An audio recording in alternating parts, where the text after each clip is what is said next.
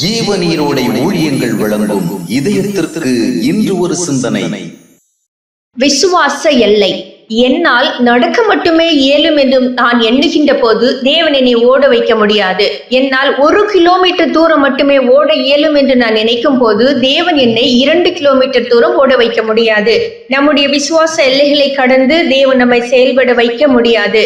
சில வேளைகளில் நாம் நம்முடைய பலத்தை குறைவாக மதிப்பிட்டு விடுகிறோம். நம்முடைய சாதிக்கும் திறனை நாம் குறைந்த எல்லைகளுக்குள் மட்டுப்படுத்தி விடுகிறோம். நம்முடைய விசுவாச பார்வையை சற்று விசாலமாக்கிக் கொள்வது நல்லது.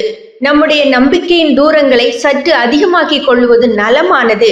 தேவனை சார்ந்த விசுவாசத்தோடும் தேவ பலத்தை சார்ந்த நம்பிக்கையோடும் தேவ ஐக்கியத்தின் பாதையில் நாம் செல்லும் போது நாம் சாதாரணமானவர்களாக இருந்தாலும் தேவன் நம்மை அசாதாரணமான பலமுடையவர்களாக மாற்றியிருக்கின்றார் என்பது உண்மை.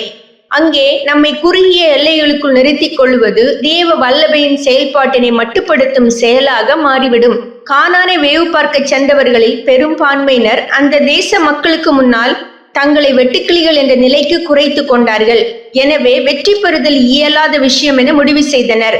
ஆனால் யோசுவாவும் காலேபும் தேவ பலத்தை சார்ந்த விசுவாசத்தோடு தங்களால் எளிதாக சாதிக்க முடியும் என்றனர்.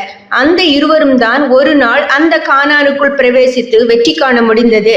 பல நேரங்களில் நம்முடைய விசுவாச பார்வை சூழ்நிலைகளை கடந்து செல்லாமல் போகிறது. எதை யோசித்தாலும் சூழ்நிலைகளை சார்ந்தே யோசிக்கின்றோம். ஆனால் சூழ்நிலைகளை கடந்து செல்வதே விசுவாசம்.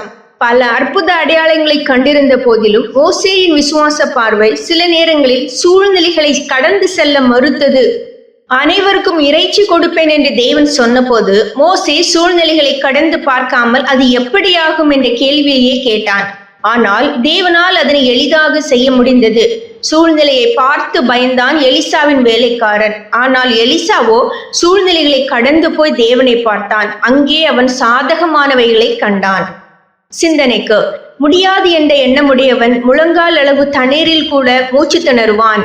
முடியாது என்ற எண்ணமுடையவன் முழங்கால் அளவு தண்ணீரில் கூட மூச்சு திணறுவான்.